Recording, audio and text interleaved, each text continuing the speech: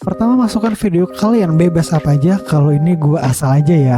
Setelah itu buat tulisan apapun terserah kalian. Nah, edit font yang bagus, karena gua ada 2 sesi gerakan, jadi gua akan masukkan 2 jenis font dalam satu video. Yang pertama gua pilih gaya standar fontnya, yang kedua gua pilih gaya yang kesannya rame nih fontnya. Tahap kedua adalah membuat objek berada di depan. Duplikat video pertama kalian. Nah, jika sudah, hapus latar belakang. Gunakan overlay agar video bisa dirapatkan dengan video pertama. Dengan cara digeser saja, video disamaratakan. Jika tulisan masih menutup video, cari menu lapisan untuk dijadikan lapisan paling atas.